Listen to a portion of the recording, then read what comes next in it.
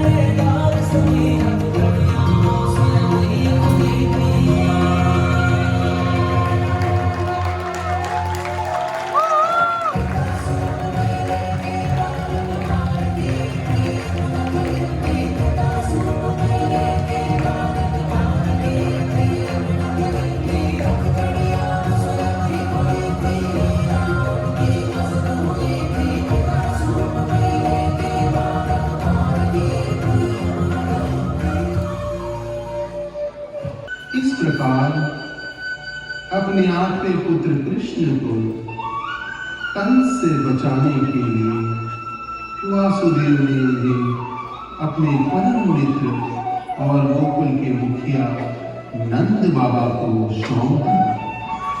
नंद बाबा की धर्मपत्नी यशोदा मैया ने बड़े ही प्रेम से कृष्ण का लालन पालन किया।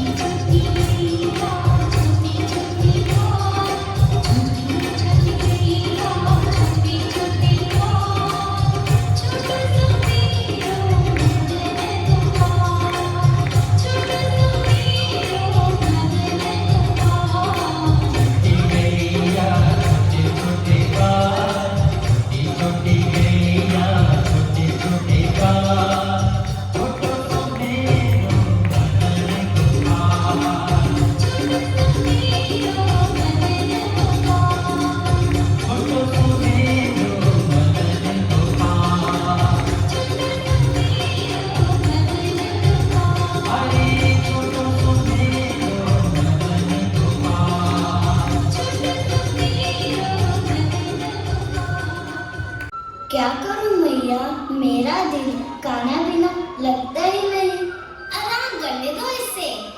कान्हा, सगा कान्हा, क्या है श्यामा? सभी ग्वाले बाट देख रहे हैं, तुम्हारे बिना कोई खेलता ही नहीं।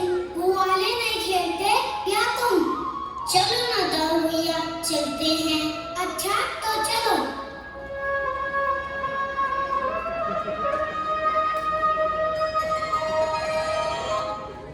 इतना समय हो गया, कान्हा को तो अब तक आ जाना चाहिए। हाँ, अभी तक तो कान्हा को आ जाना चाहिए था। कान्हा को तो श्यामा बुलाने गया था। इतनी देर कैसे हो गई कान्हा? हाँ कान्हा, हम काफी समय से तुम्हारा इंतजार कर रहे हैं। कान्हा, एक बात कहूँ? क्या बात है? तुम्हारे बाबा गांव के मुखिया हैं और उनके पास बहुत सी गायें हैं। ये बात तो सच है। तुम्हारे घर माखन भी खूब होता है और तुम माखन पेट भर खाते हो, ये भी सच है। तो कान्हा, तुम क्या खाएं जिसके पास ना माखन है और ना ही गाय? तो ये बात है। हमारा मन भी तो करता है माखन खाने का। मुझे माखन बहुत अच्छा लगता है, मैं खाऊं कहाँ से? कोई बात नहीं सखा, मेरे होते हुए तुम चिंता क्यों करते हो? कान्हा, आज तो हमें माखन खिला ही दो। हाँ, तुम्हें माखन जरूर खिलाऊंगा। चलो मेरे साथ। हाँ, चलो।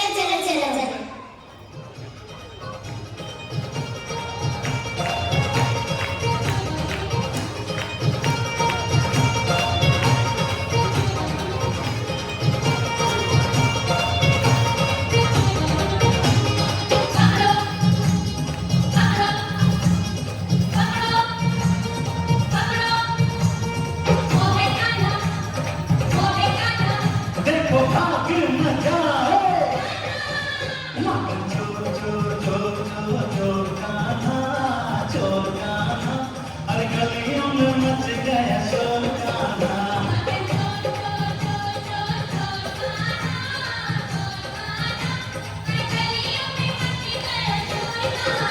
माखन चोर चोर चोर चोर चोर कान्हा, चोर कान्हा, अरे गलियों में मच गया शोर कान्हा।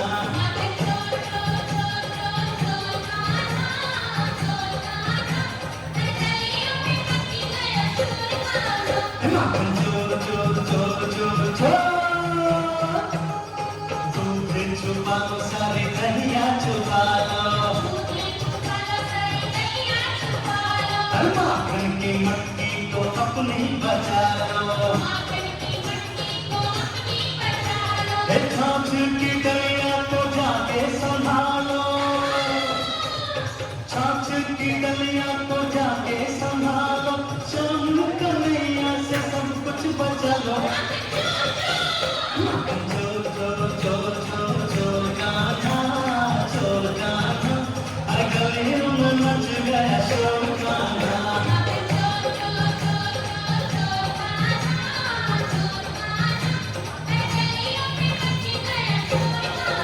क्या हुआ? अरे तेरा कान्हा माखन चोर है, माखन चोर। क्या मतलब? वो रोज मेरे घर से माखन के गोले खाता है और वो भी चुरा के। नहीं, ये तो क्या कह रही है? मेरा कान्हा ऐसा कभी नहीं कर सकता। तो क्या मैं झूठ बोल रही हूँ? वो और उसके साथी अभी मेरे घर से माखन खा के बाहर निकल पड़े हैं। लेकिन मेरा कान्हा तो अभी तक घर में ही है। हो ही नहीं सकता, वो तो अभी मेरे घर में था। अच्छा, अभी बुलाती हूँ। देख, कान्हा, ओ कान्हा। क्या? यशोदा के बुलाने पर कृष्णा आनंदित कूदता हुआ घर से बाहर आया, जैसे कि कुछ हुआ ही नहीं था। ये देखकर गुणवंती बेहोश हुई और यशोदा ने कृष्ण को सीने से लगाया।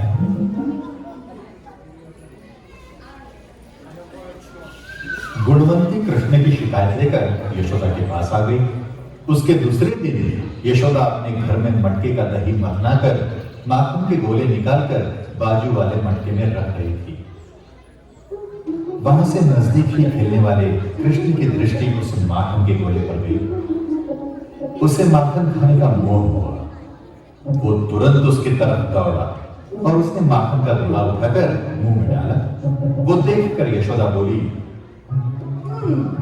इसका मतलब कल गुरुमती जो कह रही थी वो झूठ नहीं था। तुम ही उसके घर का माखन चुराते हो, है ना?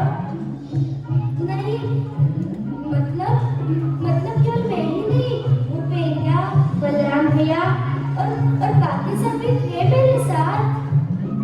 हाँ, पर सबसे आगे तो तुम ही रहते हो ना। ठहरो, अब मैं तुम्हें बांध कर रखूंगी। नहीं माँ, नहीं माँ, नहीं। चुप रहो। मैं तुम्हारी कोई बात नहीं सुनूंगी। आज के बाद तुम्हें हमेशा बांध कर रखूंगी। यशोदा रस्सी लेकर कृष्ण को एक उखली के पास ले आई और कृष्ण को उस उखली से बांधने का प्रयास करने लगी। लेकिन वो रस्सी कभी छोटी होती थी तो कभी बड़ी, इसलिए यशोदा कृष्ण को बांध नहीं पा रही थी। आखिर यशोदा परेशान हो गई। बाद में कृष्ण ने भी चमत्कार से अपने आप को ही बांध लिया।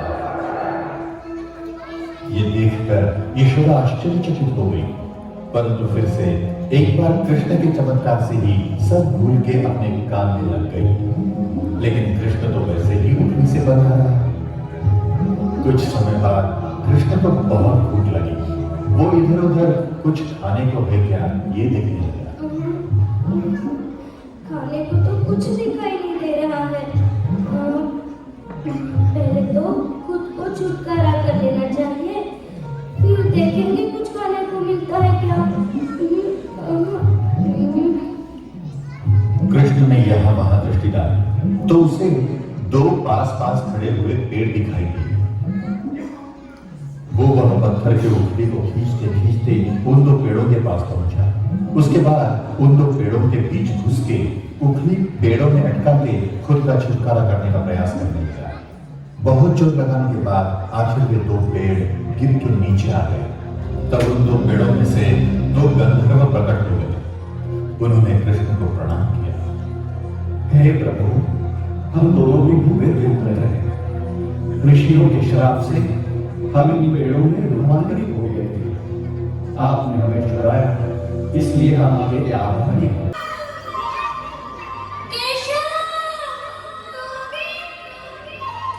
अरे कहाँ हो मोहन?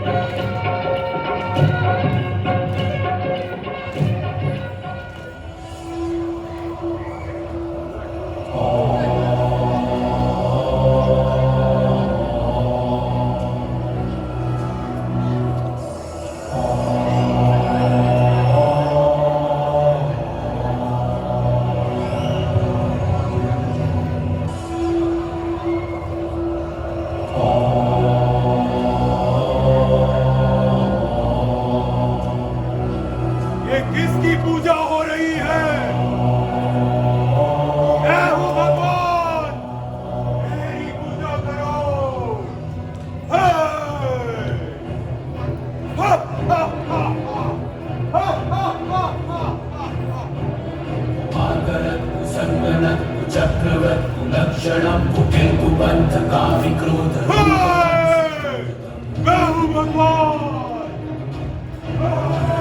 असभ्य अत्याचारी अशिष्टतम अभद्रतम दुरात्मा अनंत दुखदायी दुष्ट दुर्जनम मैं हूँ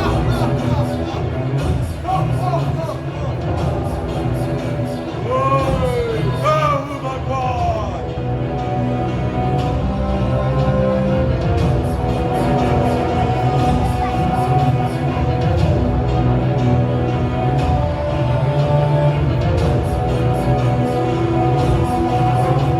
सृजन का शत्रु है महाविध्वंस है ये कंस है ये कंस है ये छल कपट का दंश है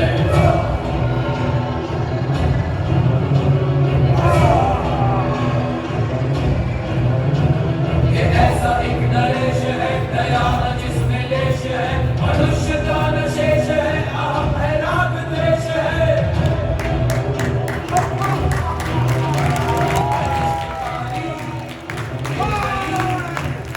शंस है ये कंस है ये छल कपट का दंश है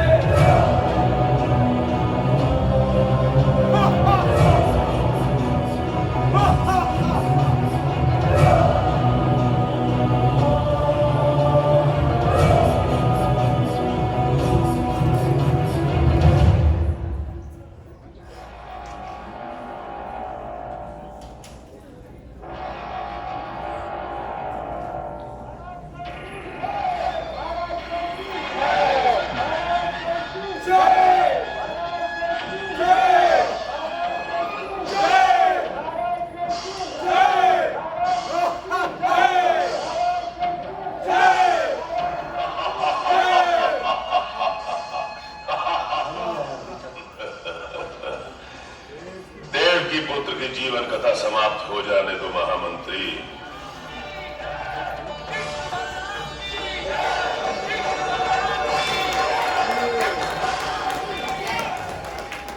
आओ देवकी पुत्र आओ, तुम्हें देखने को तो मेरी आंखें तरस गई। आओ अपने मामा के गले से लग जाओ कि मेरे कलेजे में लगी अग्नि ठंडी। मिलन के इस क्षण के लिए मैं भी व्याकुल था मामा जी।